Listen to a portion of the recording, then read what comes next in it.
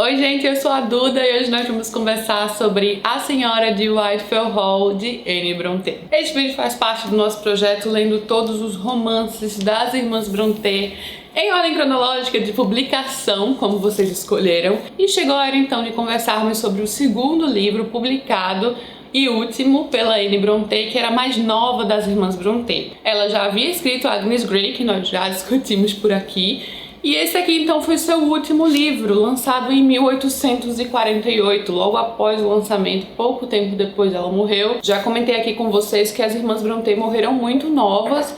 A Charlotte foi a que mais viveu, ainda assim ela morreu também muito nova. Anne Brontë, por exemplo, morreu pouco depois da Emily Brontë, autora do Morro dos Ventos Uivantes, da mesma doença, né, que era tuberculose na época. Uma pegava, a outra pegava, e vários irmãos foram morrendo assim. É realmente bem triste que todos eles tenham morrido tão cedo, com exceção do pai, que foi o que mais viveu. O pai enterrou a família inteira, morreu com 80 e poucos anos, algo até raro pra época, né, porque as pessoas morriam cedo por conta das questões sanitárias, as doenças e tudo mais. E eu só fico imaginando como seria um outro livro da Anne Brontë e também da Emily Brontë, né, porque realmente todas as irmãs foram excepcionais, mas eu diria assim que talvez a mais...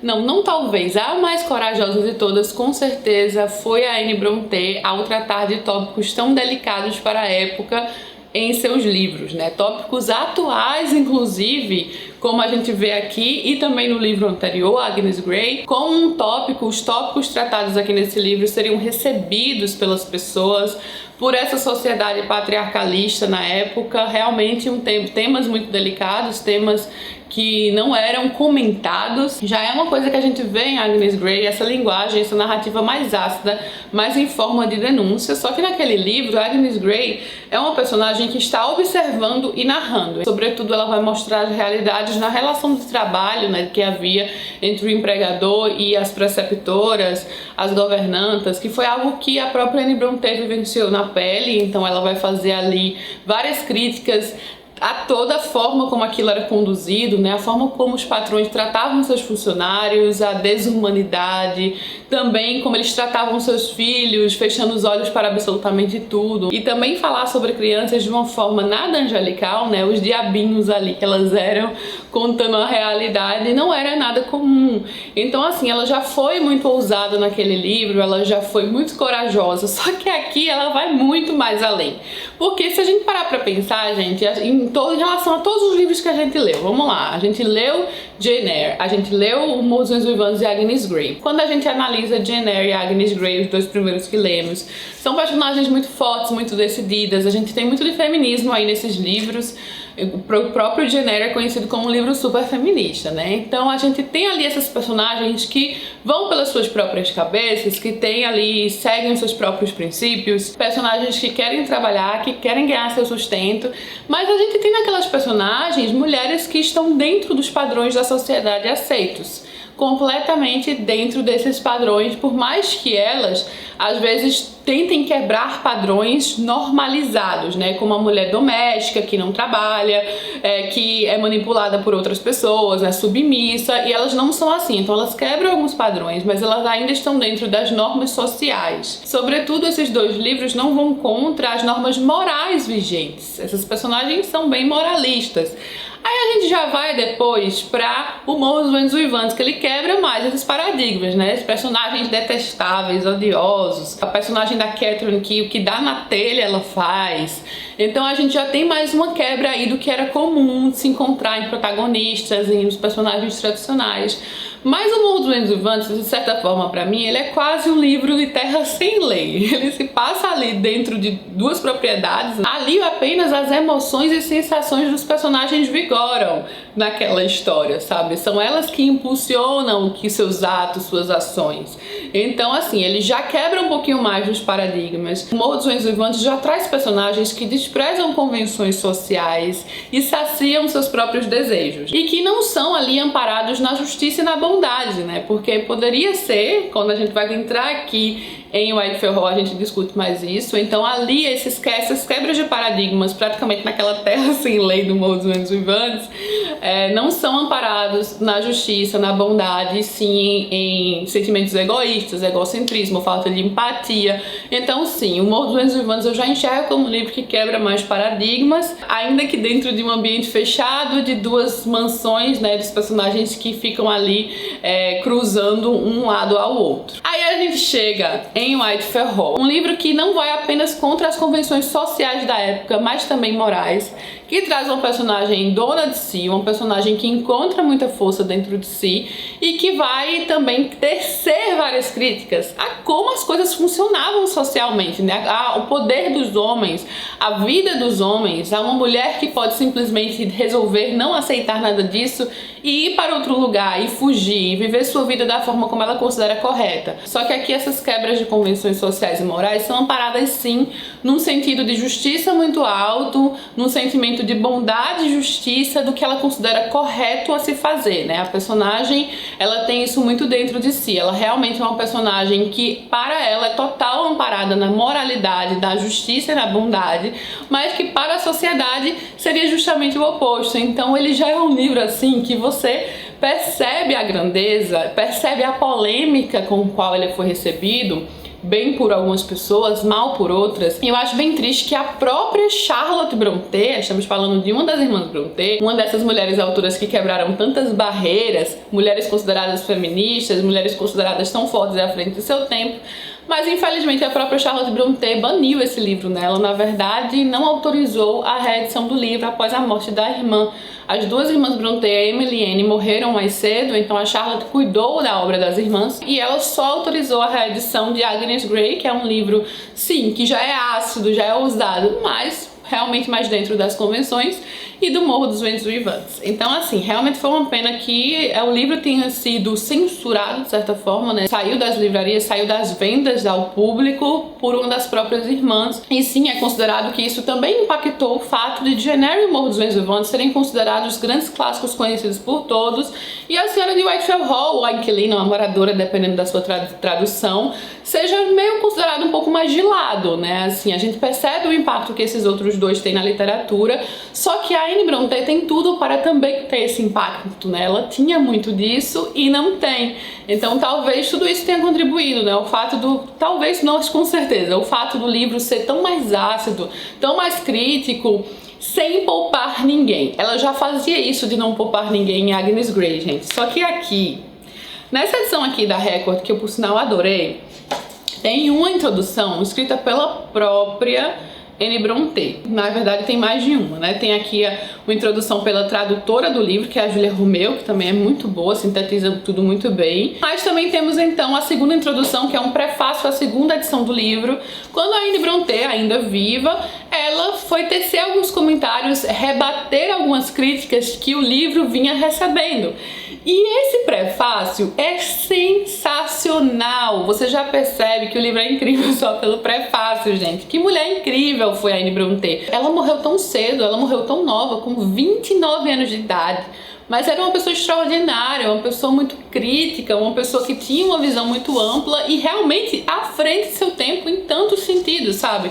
Então o que ela vai dizer, por exemplo, entre muitas outras coisas assim, extremamente perspicazes, extremamente fortes, é que o propósito ao escrever as páginas seguintes não foi apenas divertir o leitor, tampouco satisfazer meu próprio gosto ou ganhar as boas graças da imprensa ou do público. Meu desejo era relatar a verdade, pois a verdade sempre comunica a sua própria moral para quem é capaz de absorvê-la. Ela estava completamente ciente do desafio de escrever tal história ali ainda no finalzinho da primeira metade, né, do século XIX. Ela segue falando aqui, por exemplo, que quando estamos falando de perversidades e de personagens perversos, né, coisa que temos aqui neste livro, insisto ser melhor mostrá-los como de fato são do que como desejam ser vistos. É claro, é assim que você vai retirar a verdade ali dessa história, né? Não como esses personagens querem ser mostrados, né? Não com a parte oculta, a parte que eles ocultam dos outros e só mostram em algumas ocasiões.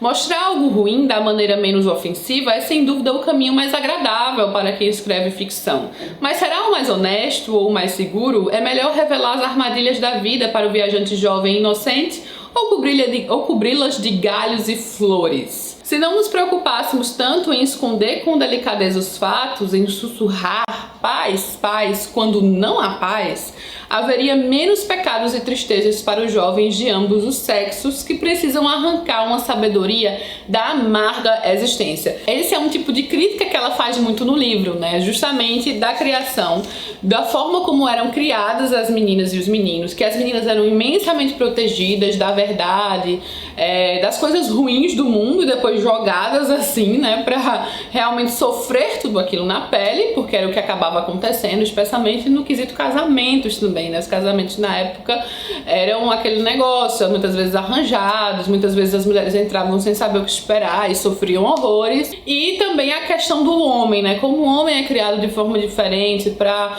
experimentar todas as tentações do mundo e ficar cada vez mais forte com tudo isso. Eu até marquei aqui aquela parte quando os moradores estão querendo se meter na forma como a senhora de Whitefell Hall, a Helen, educa o seu próprio filho, né? Aquela mulher toda misteriosa, a gente ainda vai mais cronologicamente nesse sentido, né? Mas como o vídeo realmente é um projeto de leitura para quem já leu, eu imagino que vocês estejam me acompanhando. Então, os seus vizinhos, que inclusive são considerados boas pessoas, né? Eles estão justamente querendo dizer que ela protege muito o filho, né? Que ela protege das tentações e que só jogando o filho no mundo que ele vai aprender a se tornar um homem íntegro.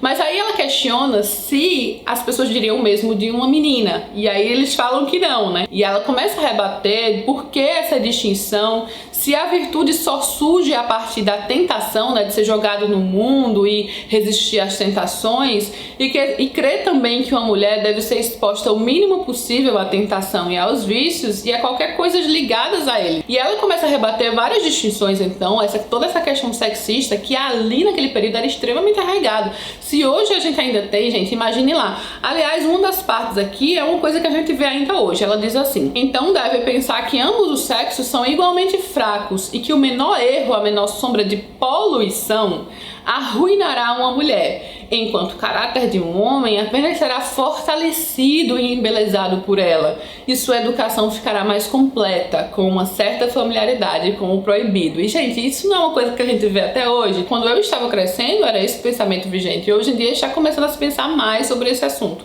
É mais sobre questões sexistas do que na minha época, né? Eu tô com quase 33 anos. Mas assim, o que a gente mais vê é essa questão, né, dos homens não serem impactados nem um pouco. Acabei de perceber que eu tô sem brinca. Dos homens não serem impactados nem um pouco por boatos, por questões de sexo especialmente, e as mulheres terem suas reputações completamente arruinadas por fazerem muito menos do que os homens. Então isso era uma coisa que ela já questionava aqui em 1848. Imagine como as coisas eram na época, se estamos em pleno 2021 e ainda muita coisa continua assim, né? Especialmente também o teor principal aqui que a gente vai ver nesse livro, né? Que é toda essa questão de casamento de uma mulher que foge de um casamento abusivo. Infelizmente é algo totalmente atual, né? Questões atemporais aqui tratadas e que causam muita consternação. O senhor encorajaria os meninos a terem suas próprias experiências em relação a tudo, enquanto as meninas não devem nem mesmo conhecer as experiências dos outros, devem ser protegidas ao extremo. Já eu acho que ambos devem se beneficiar do conhecimento de terceiros e dos ensinamentos de uma autoridade maior, para que possam saber como recusar o mal e escolher o bem, e para que não necessitem de provas de primeira mão para conhecer as consequências das transgressões. Então, assim, muitas mulheres sofriam realmente demais por uma completa proteção e depois serem jogadas aí, tiradas da responsabilidade, por exemplo, da família ao se casarem e realmente perceberem como o mundo funciona, né? Porque era isso que acontecia com muitas. Voltando então para o prefácio de Anne Brontë, ela menciona que sabe que esse tipo de pessoa que ela retratou em sua história de fato existe. E se conseguir advertir um só rapaz estouvado a não seguir seus passos ou impedir uma única moça leviana de cometer o erro compreensível de minha heroína, então este livro não terá sido escrito em vão, né? Então, como uma espécie até de alerta, ela queria um livro que refletisse a realidade e refletisse duras verdades, que coisas que não seriam palatáveis, que não seriam bem recebidas, ela sabia disso, mas que ela não estava ali para agradar ninguém. Você já percebe a força da crítica do livro quando você sabe de todo o contexto, de como ele foi recebido, das críticas rebatidas, né? A maior parte dos críticos eram homens e eles não gostavam da forma como os homens são retratados no livro, por que será, né? Só que ela não estava ali para agradar não, gente, ela estava ali para falar a verdade. E aí eu vou começar dizendo assim que sobre a narrativa do livro, né? Vamos lá.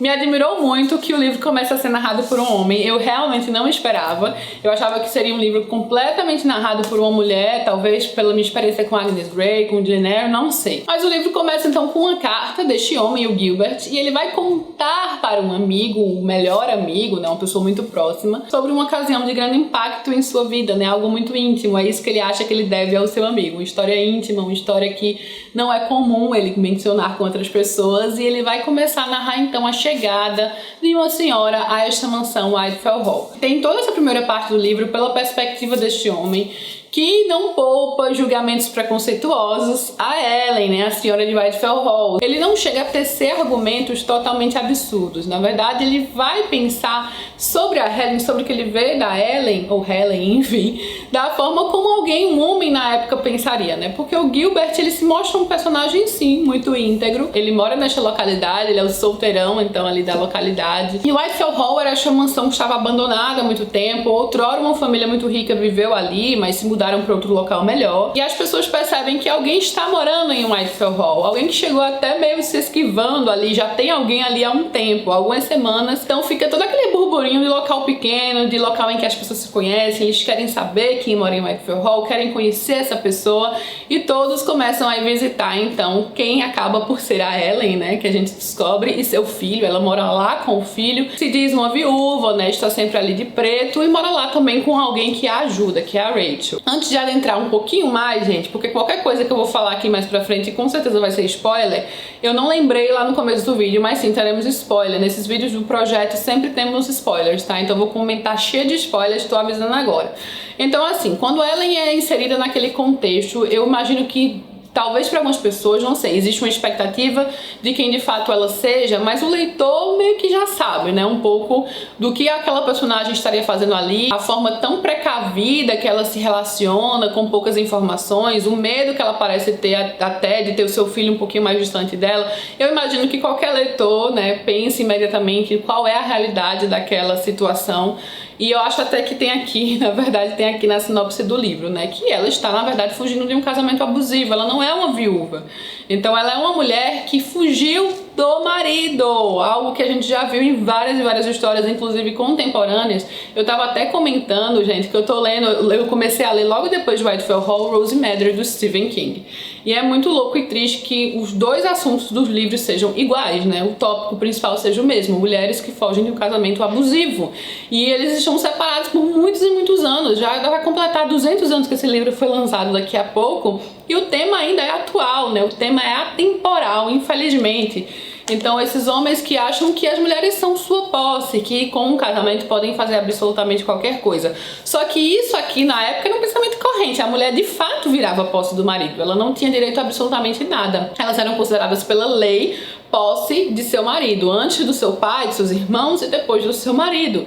E é mais uma das críticas, claro, que ela vai fazer aqui ao longo de todo esse livro, né? Por como as mulheres eram encurraladas, como é tudo muito injusto, o fato que elas fiquem presas num casamento, sofram com qualquer horror que vier dali, apenas porque, para todos na época, elas precisavam obedecer e fazer tudo que o marido queria, né? Elas não tinham um direito de simplesmente se divorciarem e irem embora, ou de ter sua própria vida, de ter seu próprio dinheiro. As mulheres eram completamente presas ali.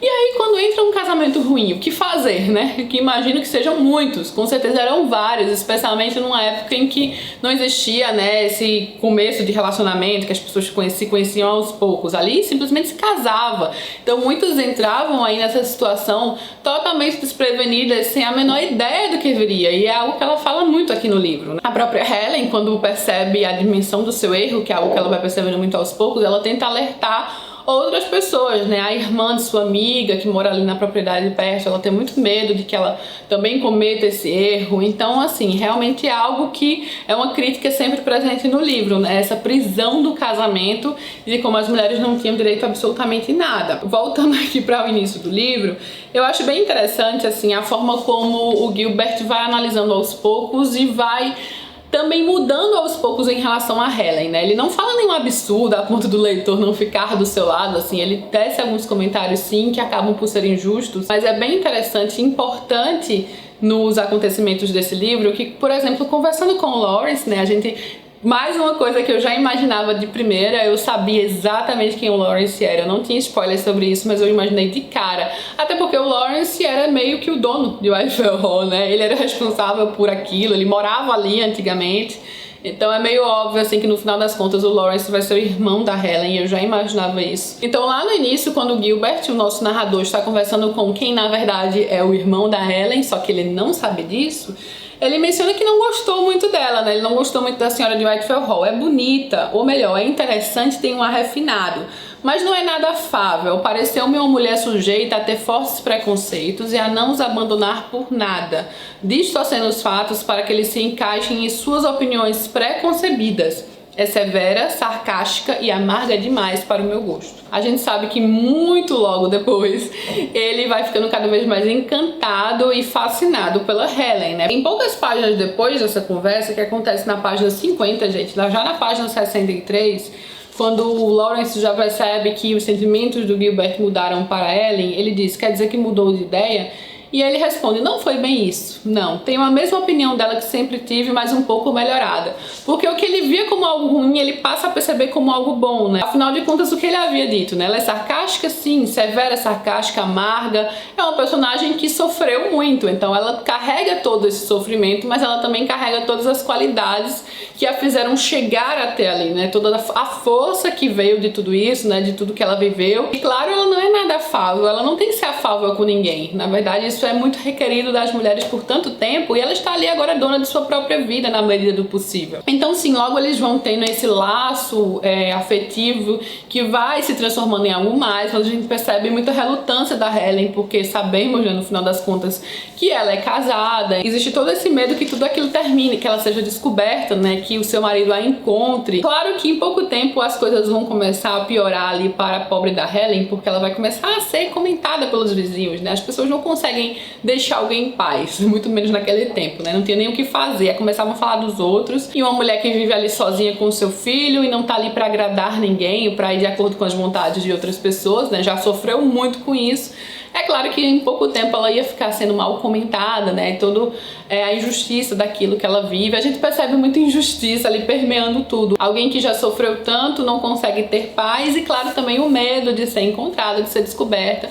O que desperta aí o nosso interesse em saber o que aconteceu no passado da Helen, como ela chegou a este momento atual, com tantas convicções, tendo aprendido tanto, né, com tanta maturidade agora com as experiências vividas. Então ela se mostra que, por mais, né, que tenha pouca idade, porque naquela época as pessoas casavam cedo, tinham filhos cedo, então a gente mal percebe que a Helen tem uns 20 e poucos anos aqui nessa história, né, no começo dos seus 20 anos. Ela parece alguém tão madura, alguém já tão mais velha, porque ela já sofreu muito, já viveu muito, né, ela já passou por muitas experiências ruins. E aí chega o momento do contraste no livro, mais uma coisa também que eu não esperava, mas que quando veio eu imaginei que realmente só poderia ser assim. A gente vai acompanhar a história da Helen pela voz da própria, através de seus diários. Ela vai entregar um diário que vai explicar absolutamente tudo para o Gilbert. A partir desse momento nós temos uma pausa aqui nesse livro, né? Que logo começa. Eu marquei aqui que é justamente na página 138. Então, da página 138 até quase o final do livro, que tem quase 500 páginas, a gente vai ter todo o passado da Helen contado por ela mesma. Aí sim, uma narradora, mulher, né, a narradora, a senhora de Whitefell Hall. E já é um contraste tão grande. Logo nas primeiras páginas, a gente tem toda essa maturidade e experiência que acompanhamos, contrastada absolutamente com uma fase há poucos anos antes, em que ela era extremamente ingênua, extremamente inocente e que ignorante sobre tantas coisas, né, justamente por ter sido muito protegida.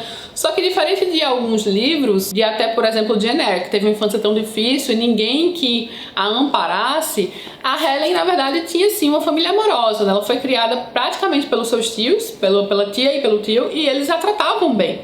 Sua tia, especialmente, queria protegê-la de um casamento ruim e a advertiu muito sobre isso, né? A ponto da gente ficar com raiva. Escuta sua tia, dá muita raiva, sabe? Porque a gente sabe qual vai ser o futuro de Helen, a gente sabe como ela vai mudar totalmente de opinião, as pessoas mudam realmente. Com o passar dos anos, toda a experiência adquirida de vida, né, até o sofrimento, com certeza isso vai mudar muito alguém. Faz com que você seja capaz de fazer coisas que você nunca se imaginou capaz. Por exemplo, logo no início aqui, a gente não imagina nunca a Helen chegar aonde ela chegou. a fugir de casa, a tornar-se uma fugitiva, levar o seu filho.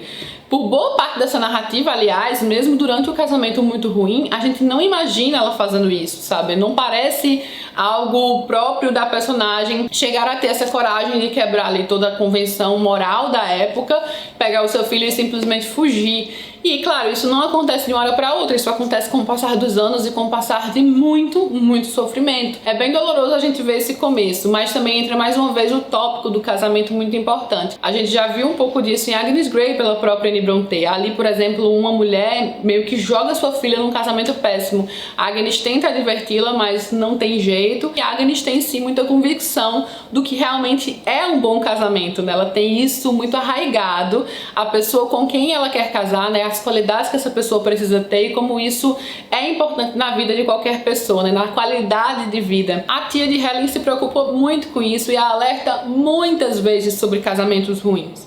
Ela diz, por exemplo, que receba com frieza todos os galanteios até se certificar e considerar com cuidado o valor do pretendente.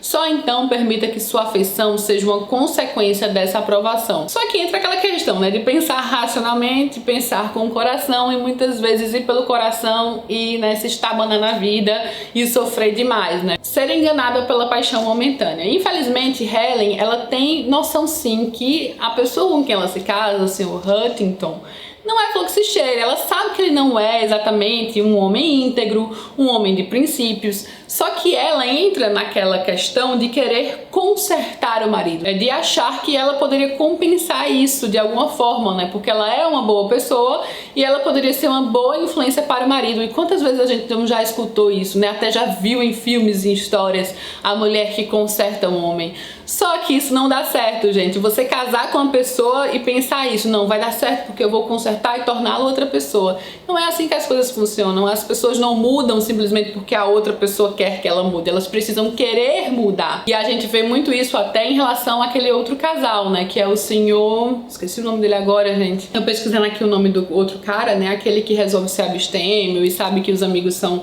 péssima influência. Mas eu até achei também o Sr.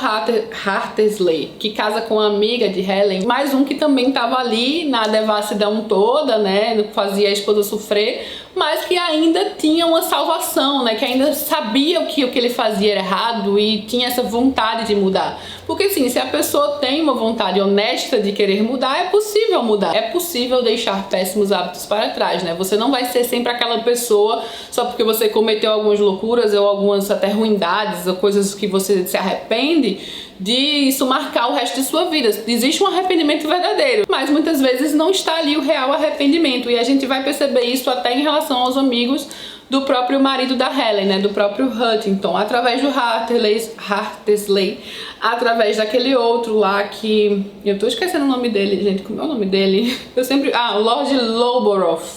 Eu confundi ele com o Lawrence, porque é com L, enfim. Então esse homem também, né, desde o começo ele já quer se afastar dos amigos, ele foi viciado em jogo, viciado em bebida, mas ele percebe que aquilo faz muito mal a ele e é alguém que tem um desejo sincero de querer mudar sua vida. Só que quando a Helen conheceu o Huntington, então ela vai percebendo todas essas más qualidades, algumas coisas que ele falava, algumas coisas que ele contava de si mesmo, algumas atitudes dele em relação a seus amigos, em relação a outras pessoas, que eram detestáveis, que iam completamente contra os princípios dela mesma. E ainda assim ela acaba fechando os olhos e achando que ele vai melhorar. E ela tem noção disso. A tia a adverte muito, a tia não gosta desse pretendente. É claro que existe aí o contraste entre pretendentes aqui também, né, do que uma mulher poderia esperar, porque a tia aprova um homem que ela odeia, né, um homem mais velho, um homem que ela não sente absolutamente nada, que era mais uma tristeza do quais eram as perspectivas das mulheres na época, né, porque tinha que casar, então acabava às vezes até pegando o menos pior, ou quem se achava menos pior. Saber que você perderia muito de sua liberdade ali no casamento, né, porque por mais que a mulher não fosse exatamente livre, ainda existia uma liberdade quando ela era solteira. Por exemplo, a perspectiva de casar com um desses homens que sua tia aprova e que queria moldar absolutamente quem ela era, o que aquele homem queria com ela. Ele mesmo fala, né, vi que minha doce garota tinha defeitos, esse homem bem mais velho, defeitos, mas acreditei que sua juventude não era um deles e sim uma promessa de virtudes ainda não amadurecidas. Aí ele vai falando umas coisas e ele fala assim: seu discernimento, suas opiniões e seus modos não são irremediáveis, ou seja, ele realmente quer mudar tudo. poderão facilmente ser removidos ou atenuados pelos pacientes esforços de alguém que a aconselhe com cuidado. Ela acaba meio que sentindo ali um escape no Huntington, né, que é bonito, é jovem. E o casamento da Helen com o Arthur foi mostrado aqui de uma forma bem interessante, porque eles seguem uma progressão, né? O Arthur parece aquele homem extremamente apaixonado de início, ao mesmo tempo ele já é super egocêntrico, ele já é egoísta ao extremo. Até, por exemplo, quando o pai da Helen morre, ele se ressente que ela fique triste, porque ele quer que tudo gire em torno dele.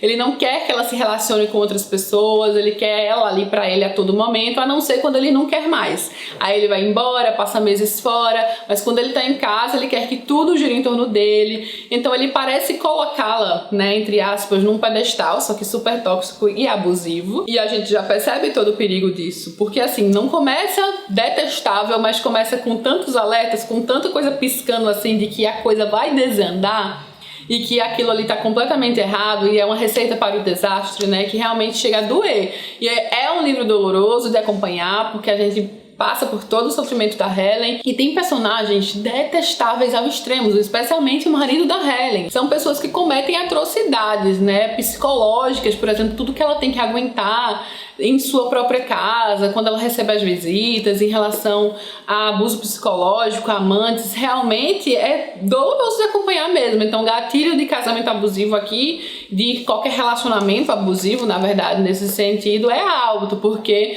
não é um livro fácil de acompanhar nesse sentido, porque é passado tudo de uma forma muito real. E é realmente admirável o fato de Anne Brontë ter conseguido fazer isso com sua pouca idade, sendo solteira, só através de observação, porque ela sim saiu de casa e trabalhou em outros locais, e também dos seus estudos, né?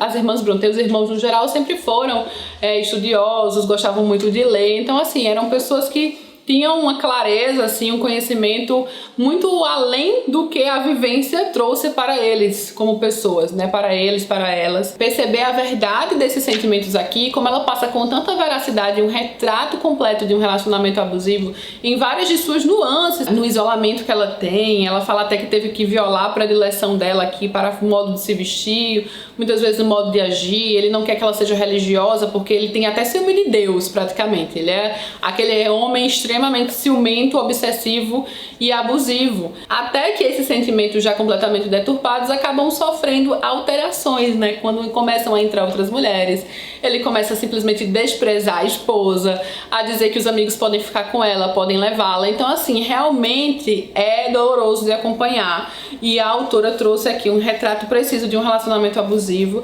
e que a Ellen aqui, por muitas vezes, consegue se sustentar, assim, em pé por conta de seu filho. Ela tem um filho, ela tem um amor muito grande pelo seu filho, que o pai completamente desprezava quando nasceu, né? Depois é que ele vai tendo um interesse, mas um interesse também totalmente doentio, quer tornar a criança um ele pequeno. Então é muito louco, porque aqui a gente tem esse menino, o Arthur mais novo, né, que é o filho da Ellen com o Arthur, o pai, uma criança que é levada a um ambiente completamente impróprio, que é alcoolizada desde pequena. O Arthur tem aqui, sei lá, 4 anos de idade e já fica bêbado de vinho. É muito louco, assim, dá uma agonia, uma raiva tão grande tudo que a Helen tem que aguentar, que o leitor vai sentindo, assim, vai corroendo também, e você percebe a mudança que a personagem, né, vai passando. Você percebe onde é que ela vai conseguir forças pra dar um basta, porque não é por ela, é pelo filho dela. Ela sabe quem o filho vai se tornar, ela sabe o que o marido tem capacidade de fazer com o filho, e que a autoridade dela é completamente removida. Ela não tem autoridade sequer para decidir sobre a educação do seu filho, e o marido está fazendo o pior trabalho possível, né? E aí a gente entende muito do que a gente vê lá no começo, quando ela tá falando sobre a educação de filhos e sobre a forma como ela considera correta o que ela precisa fazer para que o filho dela fique bem, né, se torne uma boa pessoa, até para tirar um pouco dos péssimos hábitos que o pai já incutiu ali na criança quando ele era muito mais novo. À medida então que o Sr. Huntington aqui vai cada vez mais se degradando, as coisas vão piorando, né? Ele se entrega cada vez mais aos seus desejos e prazeres, há uma sede pelo álcool que era inclusive incentivada ali, os homens eram conhecidos por beberem, né, era algo comum, não se falava como algo ruim, era algo simplesmente aceito. Que aquele homem quisesse ser alcoólatra, que quisesse ter a vida que quisesse, a devassidão que quisesse. A gente pode dizer aqui que o ápice é o que realmente faz a Helen acordar cada vez mais para a realidade, né, de não conseguir mais negar que a situação é insustentável, que ela precisa fazer algo, é quando a questão do filho dela entra em cena, né, quando ela percebe o que está acontecendo com o seu filho, então ela vai agir mais também pelo filho do que pelo seu próprio sofrimento. Ela percebe que precisa salvar o seu filho da completa degradação do marido, né, do álcool, de tudo, de todos os prazeres que ele se entrega, a própria saúde do Sr. Huntington vai declinando cada vez mais, né? Ela chega num ponto que ela sabe que o que ela está fazendo é o certo, elaborar uma fuga, sair dali, algo completamente contra o que a sociedade e as pessoas diriam que é certo. Ao fazer isso, ela sabe como será julgada, ela sabe como vai ser difícil sua vida e que até as privações serão muitas, né, porque ela sempre teve dinheiro, mas é o caminho que ela precisa percorrer porque não tem outra alternativa. A alternativa é a pior possível, né, continuar ali com esse marido detestável. E o desenvolvimento dos personagens é tão bem conduzido, né, tudo tão bem aprofundado, que a gente percebe claramente essa mudança, essa progressão na personagem de alguém que não imaginamos nunca que teria, né, a coragem de fazer algo assim, como ela começa lá no início, mas que encontra essa coragem dentro de si, né? Com a experiência, com a maturidade, com a força que ela encontra para ela e para o seu filho do que ela precisa fazer, ela toma uma decisão. Senti-me feliz por não ter deixado antes, pois agora não havia dúvida de que tal decisão fora correta, né? Porque como uma pessoa também muito religiosa, muito de acordo com as normas de início, ela tem, claro, seus receios. Se ela tivesse talvez aguentado menos, ela teria ficado se questionando se não poderia, né, ter melhorado ou aguentado mais. Não tinha nenhuma sombra de remorso por aquele que deixava para trás. Nada para perturbar minha felicidade, além do medo de ser detectada. E cada passo deixava essa possibilidade um pouco mais para trás. Então, assim, é fácil hoje em dia a gente pensar, meu Deus, como ela não saiu antes, sabe? Com o pensamento de hoje.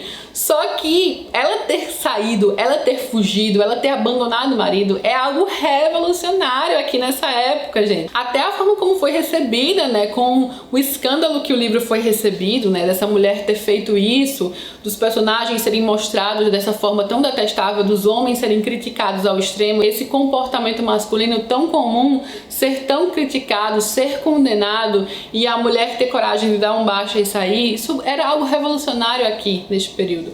Então realmente foi um personagem com muita força, uma história com muita força, uma história com muita coragem.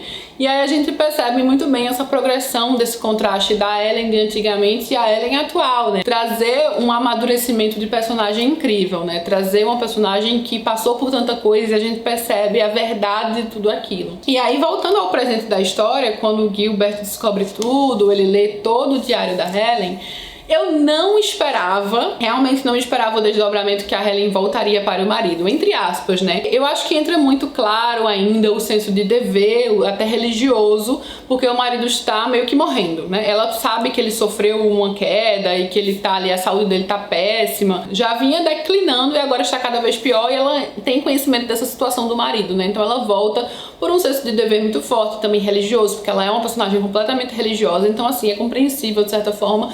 Eu não esperava, realmente não esperava. E assim, poderia ser muito pior, né? Porque eu fico imaginando se ele tivesse se recuperado. No caso, o marido vai morrer. Pelo menos o livro tem um senso de justiça, digamos, depois de tudo que ela passou, ela ter conseguido um alento de ficar ali com ela mesma e seu filho de ter controle de sua própria vida ao de fato tornar-se uma viúva, né? Ao de fato o marido ter morrido. Mas se o marido não tivesse morrido, socorro, né? Como seria a vida dessa mulher? Porque, claro, ele estava ali todo quieto, recebendo os cuidados, mas ele era aquele serzinho detestável, né? Que muito em breve, quando melhorasse, já ia voltar absolutamente tudo, né? Ele era meio que alguém irremediável.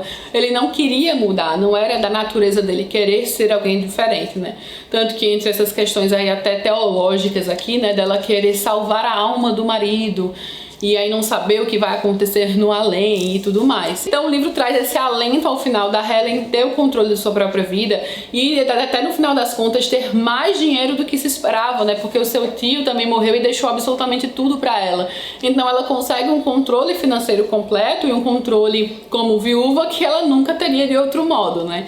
De realmente ali ter a escolha do que fazer. A sua tia até menciona ao final que sim, por ela preferia que a sobrinha ficasse solteira, né? Porque porque é uma certeza de não passar por sofrimentos, é uma certeza de não ter infortúnios ali no futuro dela, que agora já estava tão garantido, né, financeiramente e tudo mais, mas que sim, se fosse para casar com alguém, o Gilbert aqui da história, né, o nosso protagonista junto com a Helen, seria então um homem honrado, né, um bom marido, alguém que se mostrou uma boa pessoa em tantos sentidos aí, desde o início do livro, pelas atitudes que ele teve, assim, nada que realmente fosse reprovável, né, apenas atitudes normais, algumas falhas normais do ser humano, mas nada ruim. Então o Gilbert, na verdade, seria aquele marido ideal para a Helen. Eu entendo isso, que aqui na história o Gilbert seria a pessoa que a Helen poderia ter encontrado de início, né, alguém que a faria feliz. Mas assim, entrando nessa questão romântica do livro, né, assim como temos um tiquinho em Agnes Grey, temos um tiquinho aqui. Isso não é de modo algum o foco desses livros. Sim, por exemplo, a gente vê no Morro dos Ventos Vivantes essa questão de Catherine Heathcliff como algo,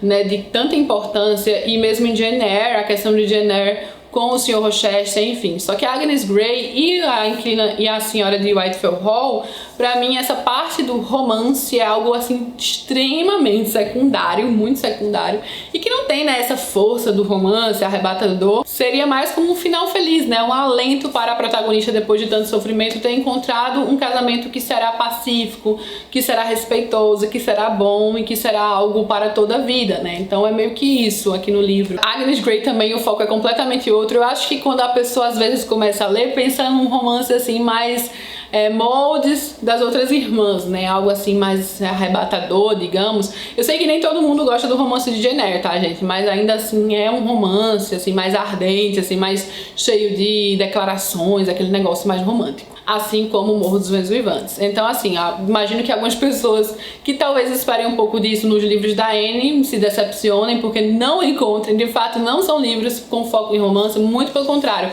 São grandes críticas sociais, comportamentais do período, muito corajosas, extremamente corajosas e sem medo de chocar. Ela estava ali para falar a verdade, para falar o que ela considera importante, e ela faz isso a todo momento. É uma história muito forte, com certeza, e uma história que merece ter mais destaque. Porque sim, é um clássico, sim, Anne Brontë é super conhecida, é uma das irmãs Brontë, no mundo da literatura realmente tem seu destaque, mas merecia mais, porque eu sei que Jane Eyre tem mais e o Morro dos Ventos Vivantes tem mais, então a Senhora de Whitefell Hall sim merecia estar no mesmo topo, no mesmo pedestal que esses outros pra mim. E assim, em relação à coragem, ele foi ainda além. Eu acho que esse junto com o Morro foram mais ousados, só que esse aqui acabou ainda além nesse quesito ousadia, nesse quesito coragem e críticas ácidas, sabe? Críticas para chocar. Tanto é que a própria Charlotte Brontë não autorizou a publicação do livro da irmã, né? Então você já tira daí de como a questão na época foi recebida. Bom, gente, eu acho que eu terminei. Só que eu marquei tanto mais, eu poderia entrar em tantos tópicos aqui nessa história, sabe?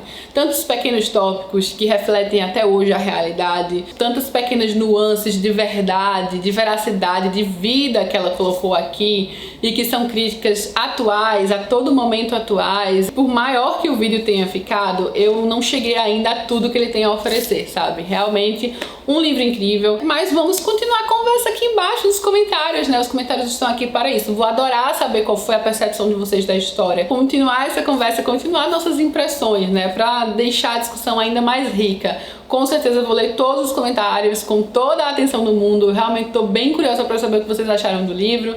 Amando cada momento desse projeto das Irmãs Brontë. Agora vamos começar a ler Shirley, finalmente. Tô com Shirley aqui, acabei de pegar, tava aqui ao lado. Então Shirley da Charlotte Brontë. De agora em diante só teremos livros da Charlotte, que foi a quem viveu por mais tempo, né? Por mais que ela tenha morrido nova, acho que ela morreu com menos de 40 anos, né? Perto de completar 40 anos. Ainda assim, comparado com suas irmãs, ela viveu bem mais. Então ela publicou 4 livros. Temos Shirley, temos Villette, que é considerado pelos críticos como sua obra-prima, olha, mais que Jane Eyre. Tô muito curiosa pra Villette. Depois temos o livro O Professor, primeiro livro escrito pela Charlotte, o último publicado póstumamente. Não faço a menor ideia do que esperar de Shirley. Eu não sei nada dessa história, na real. Eu até conhecia um pouco das histórias anteriores, menos a Agnes Grey. Eu acho que a Agnes Grey eu não conhecia muito. Esse aqui eu não sei o que esperar, mas eu tô empolgada. É o maior do projeto, né? O livro mais grossinho.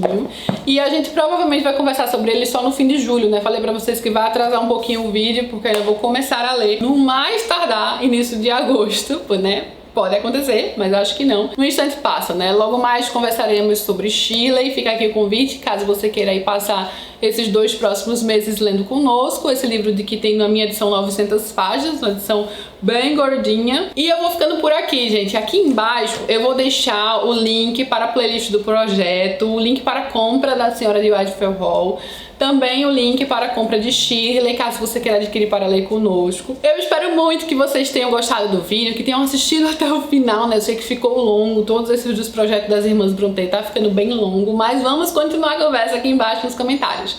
Deixe seu comentário, fala o que você achou do livro, eu vou adorar saber. Não esquece de curtir o vídeo aqui embaixo, isso é bem importante. Compartilhe com outras pessoas e se inscreve no canal para sempre receber os vídeos em primeira mão. Um beijo enorme a todos e até a próxima.